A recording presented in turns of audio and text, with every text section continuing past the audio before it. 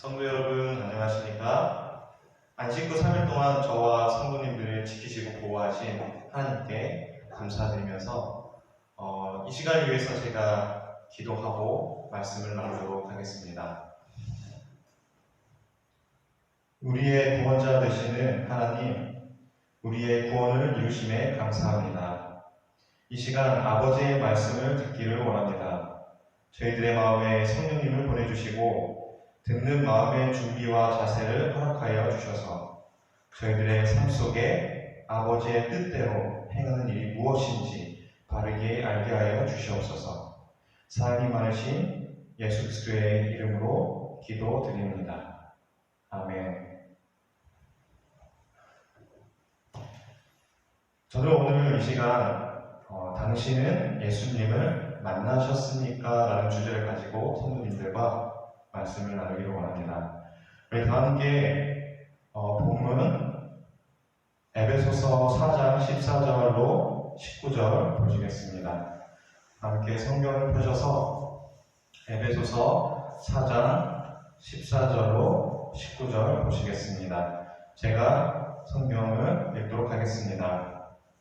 이러므로 내가 하늘과 땅에 있는 각 족속에게 이름을 주신 아버지 앞에 무릎 꿇고 비노니 그의 영광의 풍성함을 따라 그의 성령으로 말미암아 너희 속사람을 능력으로 강건하게 하시오며 믿음으로 말미암아 그리스도께서 너희 마음에 계시게 하시옵고 너희가 사랑 가운데서 뿌리가 박히고 터가 묻어져서 능히 모든 성도와 함께 지식에 넘치는 그리스도의 사랑을 알고 그 넓이와 길이와 높이와 깊이가 어떠함을 깨달아 하나님의 모든 충만하신 것으로 너희에게 충만하게 하시기를 구하노라. 아멘. 영국의 줄리안 앨리스 모리스라는 괴팍한 거린이 살았었습니다. 그는 어린 시절에 어떤 사정이 있었는지 몰라도 미아가 되어서 거리에서 구걸하며 그렇게 살아왔습니다. 그런데 어느 날 그는 자신이 굉장한 부자의 아들이라는 사실을 알게 되면서 졸지에 아버지의 거대한 유산을 상속받게 됩니다. 그래서 그는 졸지에 엄청난 부자가 된 것입니다. 그런데 그 괴팍한 사람은 부자가 되었는데도 거린처럼 계속해서 그렇게 거짓 행세를 하며 지냈습니다. 매일 아침 날이 밝으면 남루한 옷을 입고서 다시 길거리에 나가고 또 역전 앞에 나아가서 거리에 지나다니는 사람들에게 계속해서 구걸하는 것이었습니다. 어쩌다 기분 좋으면 면도날이나 그리고 비누, 샴푸 등을 들고 나가서 사람들에게 팔면서 계속해서 구걸하였습니다.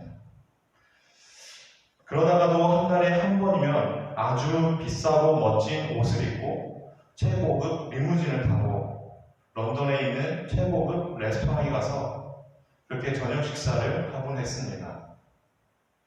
그리고 1년에 2번 정도는 파리나 그리고 다른 해외 유명한 관광 도시에 여행을 했는데요.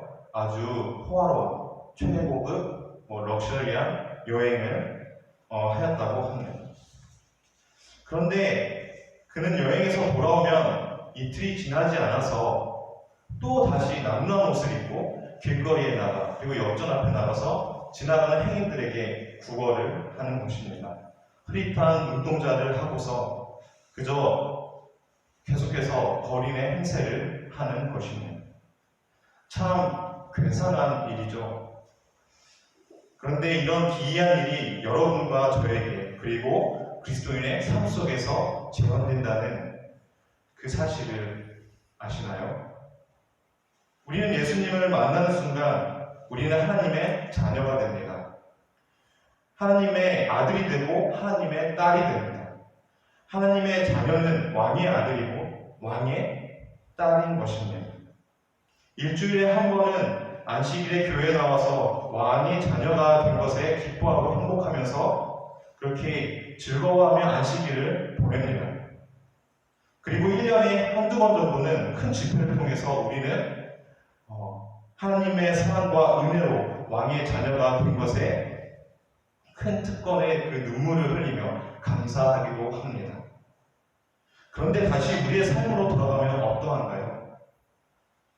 혹시 목적과 방향 없이 길거리를 방황하는 거린처럼 아무 의미 없이 삶을 살아가지 않는가요?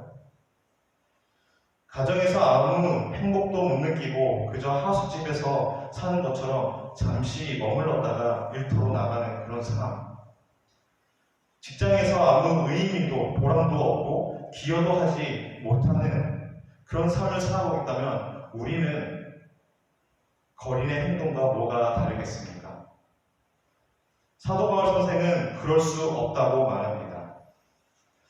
어떻게 왕의 자녀가 되었는데 반복해서 옛날의 거린으로 돌아가겠냐는 것입니다. 그래서 그는 에베소에 있는 교인들에게 편지를 보냈는데 그 편지가 에베소서입니다. 에베소서는 총 6장으로 구성이 되어 있는데요. 짧은 편지이면서도 그 안에 두 단어가 반복적으로 사용되는 것을 우리가 꼼꼼하게 읽어보면 알 수가 있습니다. 그 반복적으로 사용되는 그 두 단어는 바로 충만과 풍성입니다. 충만, 그리고 풍성. 이렇게 충만과 풍성이라는 단어를 사용해서 바울은 오늘날 우리에게 하나님께서는 우리의 삶이 충만하고 풍성한 삶이 되기를 기대한다고 말하였습니다. 그런데 우리의 현실은 어떠합니까? 사실은 그런 충만하고 풍성한 삶이 우리의 현실과 다르다는 것입니다. 여러분의 삶 속에 충만하십니까? 그리고 풍성하십니까? 문제는 우리가 어떻게 충만하고 풍성한 삶 속에 들어갈 수 있느냐입니다. 사도 바울 선생은 그런 삶을 살아갈 수 있는 열쇠가 바로 그리스도의 사랑이라고 에베소 교회에 말합니다. 우리가 만약 그리스도의 사랑을 깨닫기만 한다면, 그리고 그리스도의 사랑을 경험할 수만 있다면 우리의 삶은 더할 수 없이 충만하고 풍성한 삶이 된다고 사도 바울 선생은 그렇게 말하고 있습니다. 그래서 그는 에베소의 교인들이 그분의 사랑을 깨닫고 경험하여 충만하고 풍성한 삶을 살아가기를 바라는 마음으로 쓴 편지가 바로 오늘 본문의 말씀입니다. 그렇다면 그리스도와의 사랑 속으로 우리가 어떻게 들어갈 수 있는 것일까요? 어떻게 하면 그분의 사랑에 거할 수 있을까요? 첫 번째로 그리스도의 사랑을 경험하기 위해서 중요한 전제가 있습니다. 그 전제가 바로 속 사람이 건강해야 한다는 것입니다. 속 사람이 뭡니까? 바로 우리 마음입니다. 다 같이 에베소서 3장 16절을 읽겠습니다. 그의 영광의 풍성함을 따라 그의 성령으로 말미암아 너희 속사람을 능력으로 강건하게 하시오며. 이처럼 바울 선생은 에베소 교회 사람들이 하나님의 성령으로 마음이 건강하게 되기를 바란다고 말하였습니다. 때때로 우리는 누군가로부터 사랑을 받아도 그 사랑을 받지 못하는 경우가 종종 있는데요. 상대방의 사랑을 내가 이해하지 못하거나 그리고 또는 오해하거나 무시하는 그런 모습들 속에서 우리의 병든 마음을 볼 수가 있습니다. 제가 젊은 나이인 이제 청년 시절에 각 군대를 제대하고 방황할 때 일입니다. 저희 어머니께서는 매일같이 새벽에 일어나셔서 저를 위해 기도하셨습니다. 방황하지 말고 교회에 나와서 성실 신앙생활 할 수 있도록 계속해서 저를 위해서 새벽마다 저희 어머니는 일어나셔서 기도하셨습니다. 어느 날 제가 새벽에 친구들과 밤새도록 들어오는데 저희 어머니께서 저기 거실에서 무릎 꿇고 기도하는 것을 제가 보게 됐습니다. 그런데 저는 그 모습이 너무나도 싫었습니다. 그래서 그저 본체 만체 제 방으로 들어갔습니다.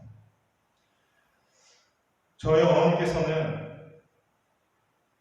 저를 위해서 그렇게 기도하시는데, 저는 그런 어머니가 너무 싫었던 그 이유는 그저 나름대로 저도 재미있고 그리고 즐겁게 살아가는데 왜 굳이 그렇게 힘들게 새벽에 일어나서 울면서 저를 위해 기도하는지 전혀 이해를 할 수가 없었습니다. 그래서 어머니가 가끔 신앙생활 열심히 해야 한다는 말을 들으면, 어머니부터 들으면 저는 화를 내고 그냥 제 방으로 들어갔습니다. 내 인생에 왜 참견하는 듯이 그렇게 화를 내고 들어갔습니다. 지금 생각해보면 그 당시 어머니의 사랑을 제가 온전히 이해하지 못했던 것입니다. 어머니의 사랑을 제가 받아도 받지 못하고 무시해 버린 것입니다. 이렇게 어머니의 사랑을 이해하지 못한 것은 저의 마음이 건강하지 못했기 때문입니다. 이처럼 우리의 마음은 성령님을 통해서 건강해지는 것인데, 만약 우리 마음에 성령님을 모시지 못하면 우리의 마음은 병들게 되고, 하나님께서 아무리 사랑을 우리에게 부어주셔도 우리는 그 사랑을 이해하지 못하거나 그리고 오해하거나 오히려 더 무시해 버려서 받을 수 없게 되는 것입니다. 사도 바울 선생은 예수 그리스도를 경험하고 깨달은 후에 놀라운 고백을 하였는데요. 바로 나의 인생에서 겉사람은 낡아지나 속사람은 날로 새로워지는도다 라고 그렇게 말하였습니다. 바울 선생의 고백처럼 건강한 속사람이어야만이 하나님의 사랑을 담을 수 있고, 우리 마음에 하나님의 사랑이 담겨지면 자연스럽게 나에게 오는 사랑의 권면과 그리고 사랑의 싫은 말들도 받아들이게 되는 것입니다. 그리고 사랑을 담았으면 사랑을 나눠줄 수 있는 삶을 살게 되는 것입니다. 두 번째로 그리스도와의 사랑을 체험하기 위해서는 예수님을 우리 마음에 모셔야 합니다. 그리스도의 사랑의 체험은 그분을 우리 마음의 주인으로 모시면서 시작됩니다. 그래서 그리스도께서 우리의 주인이 되실 때만이 그분의 사랑이 우리 마음에 충만하고 풍성하게 임하여서 삶의 행복과 평안과 여유가 생기는 것입니다. 그런데 우리의 삶은 어떠합니까? 예수님을 믿는다고는 하지만 여전히 생활 속에 나의 뜻대로 그리고 나의 충동대로 살아가는 경우가 많지 않습니까? 그래서 우리의 마음에 그리스도께서 주인이 되지 못하시는 것입니다. 에베소서 3장 17절, 믿음으로 말미암아 그리스도께서 너희 마음에 계시게 하옵시고 너희가 사랑 가운데서 뿌리가 박히고 터가 굳어져서. 예수님을 믿는다면 우리의 마음을 예수님께 맡긴다는 것입니다.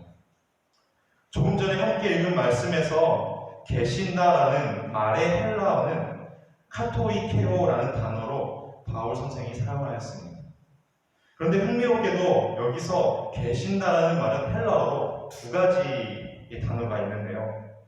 바로 카토이케오와 그리고 파로이케오가 있습니다. 사도 바울 선생은 그 중에서 카토이케오를 사용했는데요. 이 카토이케오는 지속적으로 거주한다는 의미를 가지고 있고, 그리고 파로이케오는 잠깐 거주한다는 의미를 가지고 있습니다. 사도 바울 선생은 에베소서 3장 17절에서 예수님을 믿으면 우리 마음에 예수님께서 주인으로 들어와 지속적으로 거하셔야 한다고 말하는 것입니다. 오늘날 우리는 인생이라는 거대한 바다 위에 작은 배를 타고 목적을 향하여 항해하는 것과 같습니다. 그런데 인생의 거대한 바다 위에서 풍랑을 만나고 높은 파도가 우리를 위협할 때면 우리는 배의 방향키를 예수님께 드려야 합니다. 아니, 인생의 위기 때만 예수님께 드리는 것이 아니라 우리의 모든 삶의 방향키를 예수님께 드려야만이 우리가 원하는 그 목적지까지 다다를 수 있는 것입니다. 이처럼 우리는 우리의 마음에 우리의 주인 되시는 예수님을 모시고 우리의 마음을 지속적으로 다스리도록 우리의 마음의 주권을 드려야 합니다. 그랬을 때 우리의 삶은 매일매일 순간 그분에게 복종하게 되고 주인이 원하는 방식대로 살기 위해서 주님을 신뢰하게 될 것입니다. 바울 선생은 에베소서 3장 17절에 너희가 사랑 가운데서 뿌리가 박히고 터가 굳어진다고 말하였습니다. 즉 예수님의 사랑 안에서 나무가 좋은 열매를 맺기 위해서 뿌리를 땅속 깊이 내려야 하고 그리고 높은 빌딩을 세우기 위해서는 터가 단단해져야 한다는 것입니다. 이처럼 우리의 삶이 예수 그리스도라는 사랑의 기초 위에 세워질 때 우리는 하나님의 사랑을 체험하게 될 것입니다. 그래서 남들보다 경제적으로 부족하지만 삶 속에 오히려 여유가 생기고 남들에게 나눠줄 수 있는 마음이 생기고 그리고 남들에게 따뜻한 마음과 친절과 사랑으로 다가가는 아름다운 마음이 우리의 삶에 나타나게 되는 것입니다. 세 번째로 그리스도의 사랑의 스케일을 깨달아야 우리의 신앙생활은 더욱 성숙해질 수 있는 것입니다. 하나님과의 성숙한 관계야말로 우리의 삶이 더욱 충만하고 풍성한 삶을 살아갈 수 있습니다. 에베소서 3장 18절에서 바울은 능히 모든 성도와 함께 지식에 넘치는 그리스도의 사랑을 알고 라고 말하였습니다. 하나님과의 성숙한 관계는 예수님의 사랑에 대한 지식을 넘어서 깨닫는 것에 시작합니다. 그분의 사랑이 얼마나 큰지 에베소서 3장 19절에서 그 너비와 길이와 높이와 깊이가 어떠함을 깨달아라고 말하였습니다. 바울 선생은 하나님의 사랑이 얼마나 놀랍고 위대하고 큰지 직접 깨달은 사람입니다. 그래서 고린도후서 5장 15절을 보면 바울 선생은 누구든지 그리스도 안에 있으면 새로운 피조물이라 이전 것은 지나갔으니 보라 새 것이 되었도다 라고 말하였습니다. 사도 바울 선생은 유대인 중에서 바리새인 중에 바리새인이었습니다. 그리고 유대 사회에서 아무나 들어갈 수 없는 사내들인 회원 중에 한 명이었습니다. 오늘날로 치자면 그 나라의 국회의원이었습니다. 그런 그는 유대인의 신앙을 조롱거리로 만들고 아직 오지 않은 그 메시아가 왔다고 믿으면서 전도하는 그런 그리스도인을 증오하였고 그 증오하는 마음을 행동으로 실천하여서 예수를 믿는 모든 그리스도인들을 박멸하고자 결심했고 또 열심히 그들을 핍박하였습니다. 그런 그가 다메섹에서 예수님을 만난 후 하나님의 사랑을 깨닫게 되자 이제는 이전 다른 삶을 살지 않을 수 없게 된 것입니다.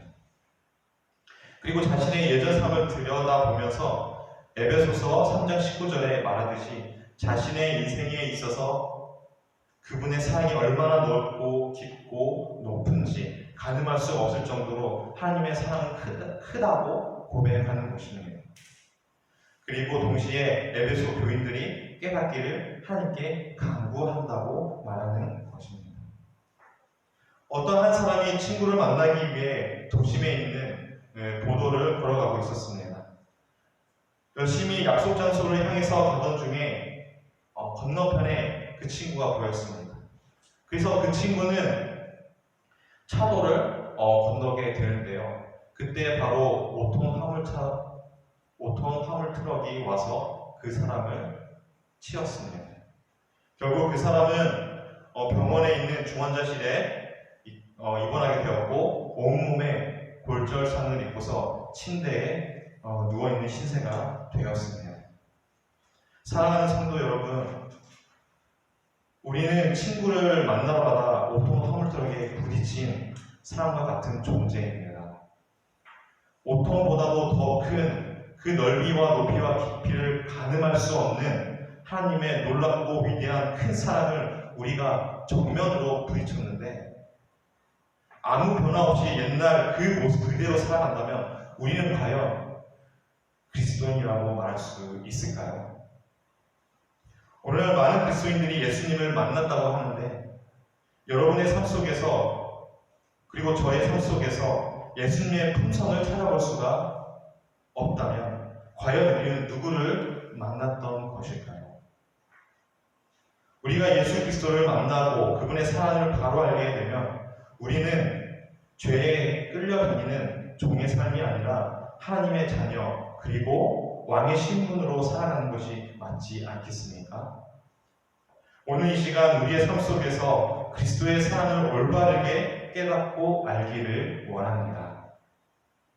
그리스도인을 핍박하고 죽이기까지 했던 사도 바울 선생이 변화된 것처럼, 사납고 자기밖에 모르다가 예수님을 3번 부인한 베드로가 변화되어서 예수님을 위해 평생 자신의 모든 것을 바쳐 사역했던 것처럼, 삶 속에서 예수님을 만났다고 고백하며 교회에 나온 우리들도 그리스도의 사랑을 온전히 깨닫고 바르게 알아 매일매일 우리의 속사람이 그리고 우리의 품성이 강건해지고 새롭게 변화된 삶을 살아가는 저와 성도 여러분이 되시기를 간절히 바랍니다.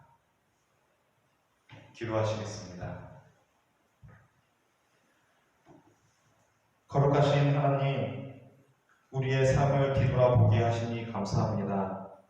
사도 바울 선생이 고백한 것처럼 우리가 예수님의 사랑의 크기를 깨달아 알게 하셔서 우리의 삶이 겉사람은 낡아지게 하시고 우리의 속사람은 날로 새로워지게 하여 주시옵소서. 사랑이 많으신 예수님의 이름으로 기도드렸습니다. 아멘.